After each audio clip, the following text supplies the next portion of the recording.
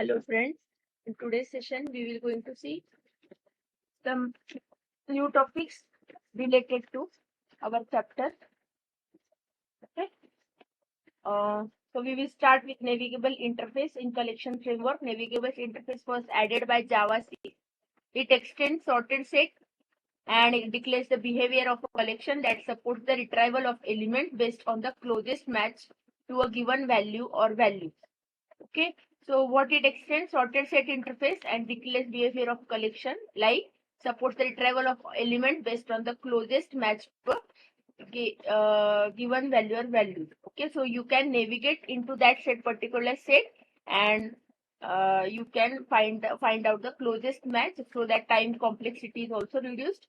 Navigable set is a generic interface that has this declaration interface navigable set E. Okay. You have to remember this syntax. E specifies the type of objects that the set will hold. In addition to the methods that it inherits from the sorted set, navigable set adds those summarized in table below. Okay, so sorted set interfaces methods will be there, plus navigable set adds their own. E ceiling E object searches the set for the smallest element E such that E greater than equal to object. If such an element is found, it is written, otherwise null is written. Iterator E descending iterator returns an iterator that moves from the greatest to the least. In other words, it returns a reverse iterator, that is the descending iterator it returns. Navigable set E descending set returns a navigable set that is the reverse of the invoking set. The resulting set is backed by the invoking set. So resulting set is a descending set. E floor E object searches the set for the largest element E such that E less than equal to object. If such an element is found, it is written, otherwise null is written. Navigable set E head set E upper bound boolean inclusive returns a navigable set that includes all elements from invoking set that are less than upper bound. If including is true, then an element equal to upper bound is included. The resulting set is backed by the invoking set. Then E ceiling E object searches the set for the smallest element E such that E greater than equal to object. If such an element is found, it is written, otherwise null is written. Okay, so smallest element E that is greater than object will be written in this case.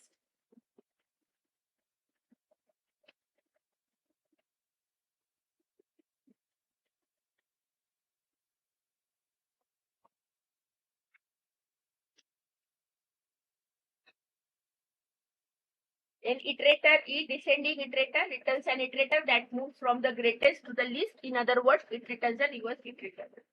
Okay. Then navigable set E head set E upper bound boolean inclusive returns a navigable set that includes all elements from the invoking set that are less than upper bound. If inclusive is true, then an element equal to upper bound is included. The resulting set is backed by the invoking set. E higher E object searches the set for the largest element E such that E greater than object. That is the higher element it will return. If such an element is found, it is written, otherwise null is written. E lower E object searches the set for the largest element E such that E less than object. If such an element is found, it is written, otherwise null is written. Then E pole first returns the first element, removing the element in the process. Because the set is sorted, this is the element with the least value, null is written if the set is empty.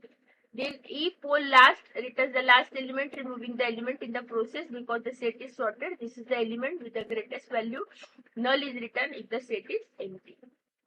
Then navigable set E subset E lower bound boolean low inclusive E upper bound boolean high inclusive returns a navigable set that includes all elements from the invoking set that are greater than lower bound and less than upper bound. If low inclusive is true, then element equal to lower bound is included. If high inclusive is true, then an element equal to upper bound is included. The resulting set is backed by the invoking set. Navigable set E tail set E lower bound boolean inclusive returns a navigable set that includes all elements from the invoking set, okay, that are greater than the lower bound. If inclusive is true, then an element equal to lower bound is also included. The resulting set is backed by the invoking set. Class cast exception. Okay, these are the all exceptions. These are common to all. Okay, but still they are explained over here. Class cast exception, null pointer and illegal argument exception. Class cast exception is thrown when an object is incompatible with the elements in a set. Null pointer exception is thrown if an attempt is made to use a null object and null is not allowed in a set. Illegal argument exception is thrown if an invalid argument is used. Okay. Then queue interface. A queue interface extends collection and declares the behavior of a queue, which is often first in, first out. However, there are types of queues in which the ordering is based upon other criteria. Queue is a generic interface that has this declaration interface QE. Okay. So queue extends collection interface and first in, first out. Whoever goes first will be come out first from the second end. And types of queue are there. So basic declaration is interface queue E, where E is the type of the object it will hold. Then E element returns the element at the head of the queue. The element is not removed. It throws no such element exception if the queue is empty. View Boolean offer E object attempts to add object to the queue, returns true if object was added and false otherwise. E pick returns the element at the head of the queue. It returns null if the queue is empty, the element is not removed. E fold returns the element at the head of the queue, removing the element in the process. It returns null if the queue is empty. E remove, it removes the element at the head of the queue, returning the element in the process. It throws no such element exception if the queue is empty. Here E specifies the type of objects that the queue will hold. The methods defined by queue are shown in table 17.5, that is upcoming table. Okay, so what is the E over here? E is the type of object that queue will hold. Several methods throw class cast exception when an object is incompatible. The same exception we have already seen. And null pointer exception is thrown if an attempt is made to store a null object, whereas null is not allowed in a queue. Okay. Now, next is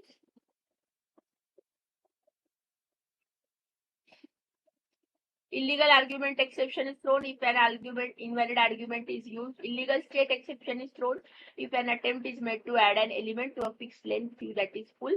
No such element exception is thrown if an attempt is made to remove an element from an empty queue. Okay. Despite its simplicity, queue offers several points of interest. Elements can only be removed from the head of the queue. Second, there are two methods that obtain and remove elements: poll and remove. Okay.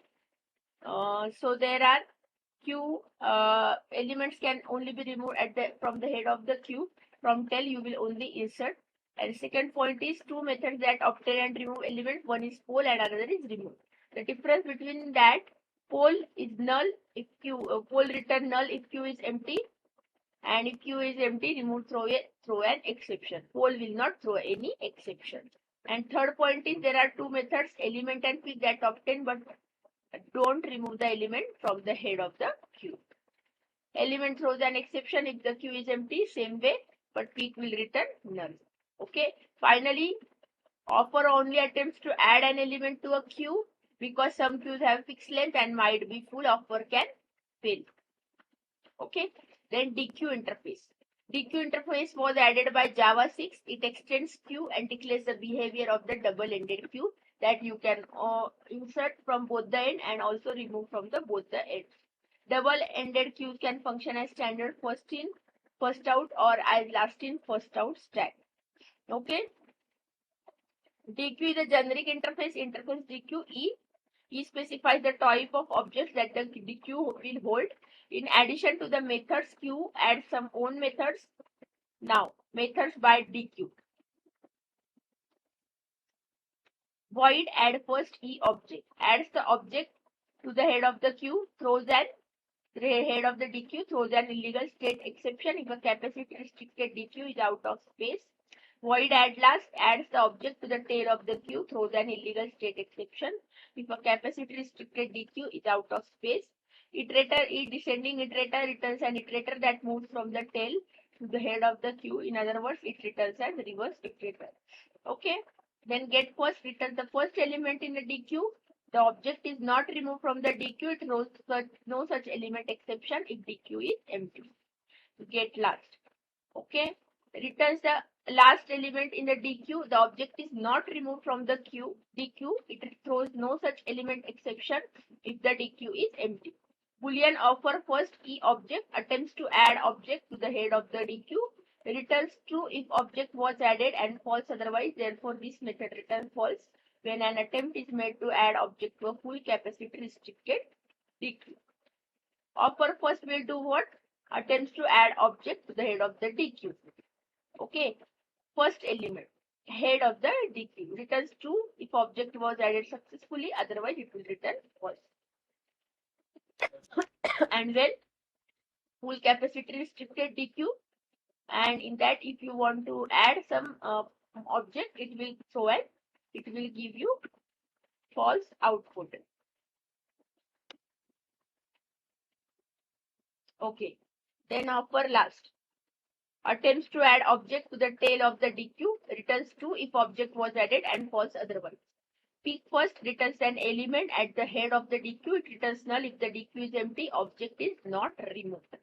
Pick last returns the element at the tail of the DQ. It returns null if the DQ is empty, the object is not removed. Poll first returns the element at the head of the DQ. Removing the element in the process, it returns null if the DQ is empty.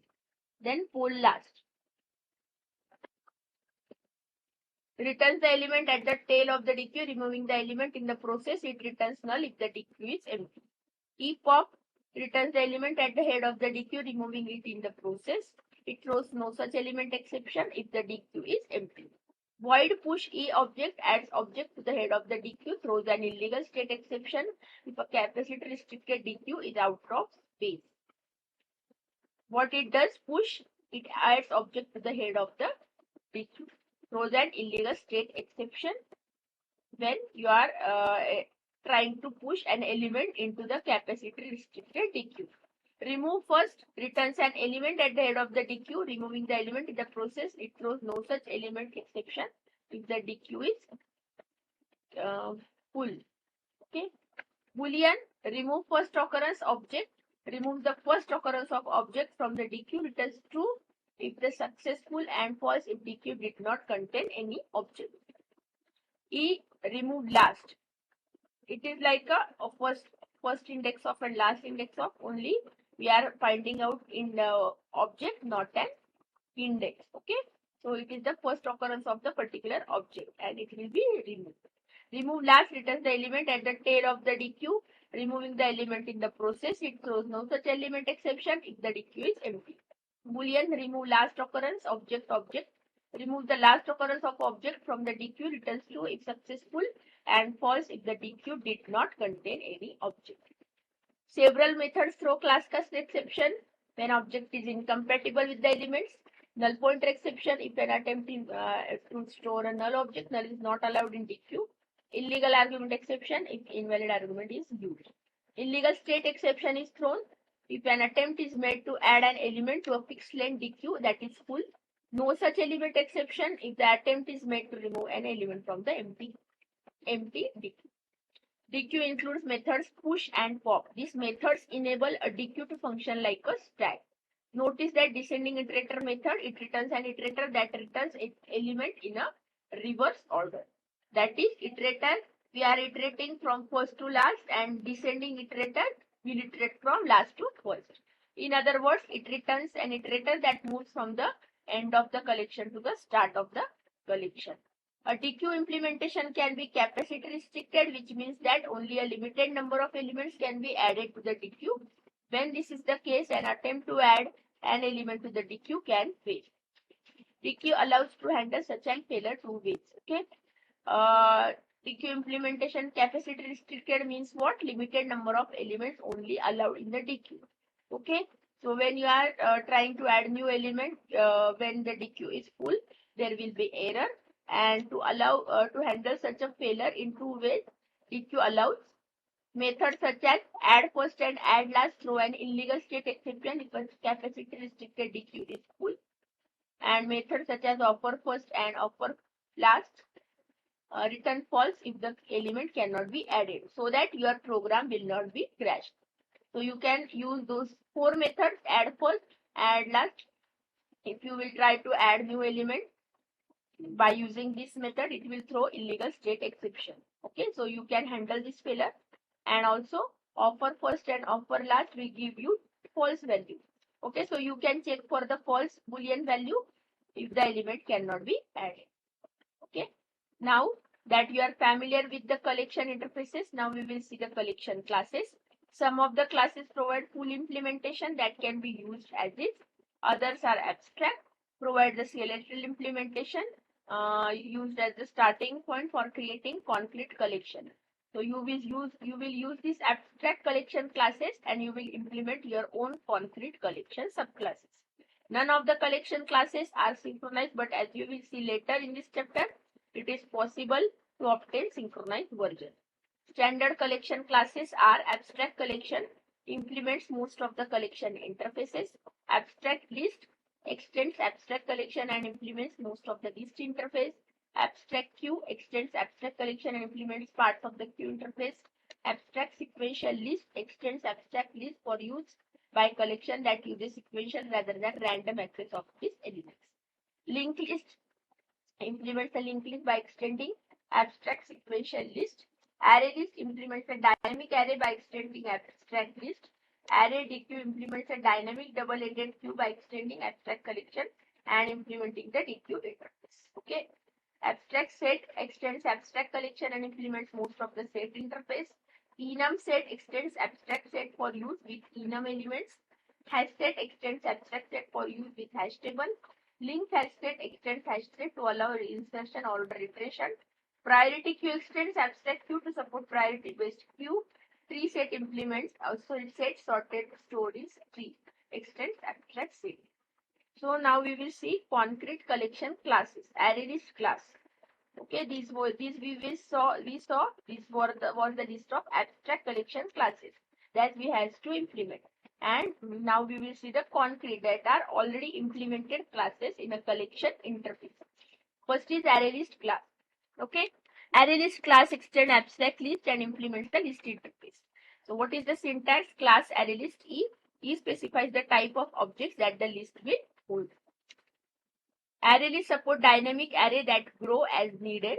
In Java, standard arrays are of fixed length. After arrays are created, they cannot grow or shrink because arrays are of fixed length, which means they must know in advance how many elements the array will hold. But sometimes you want to add some new elements at the 11th hour. So at that time, you will use the array list. At sometimes you may not know until runtime precisely how large an array you need. To handle this situation, the collection framework defines the array list. Array list is a variable length array of object references. You can add as many elements as you need. Array list can dynamically increase or decrease in size. Array lists are created with initial size. When this size is exceeded, collection is automatically enlarged, and when objects are removed, array can be shrunk automatically. Okay. So constructors are in array list are array list default constructor builds an empty array list. Array list collection extends C builds an array list that is initialized with the elements of the collection C. So here you will specify a collection, and from that collection array list will be created. Array list integer capacity builds an array list that has the specified initial capacity. The capacity is the size of the underlying array that is used to store the elements. The capacity grows automatically as the elements are added to the array list. Okay. So integer capacity will be the default capacity you will specify, and that will be your default initial capacity, and the capacity will grow automatically. Like we have seen that array list can grow or shrink as needed. And one more thing, when size is exceeded, collection is automatically enlarged, and objects are removed, it will be automatically shrunk. So you don't have to worry like array. If you are creating array of suppose 10 elements, okay, and if you are trying to enter the 11th element, it will give you array index out of bound exception. But in array list, if you want to add 11th element at 11th hour, nothing will happen your size of the array list, capacity of the array list is automatically enlarged so that you can add a new element at the 11th hour. So you will not get any error. So for that purpose, array list is created. Okay. So in this way, we saw some points, some classes in your collection interface. In the next session onward, we will see some more classes and interfaces in the collection so that our theory part will be completed. Okay. So that more important topic is, it is very interesting chapter and very easy to understand. The only thing that you have to learn those methods, understand, remember and practice those methods so that you will implement them in your Java applications as and when needed. Okay. So meet you in the next session with new topics, new things in a collection framework. So thank you so much.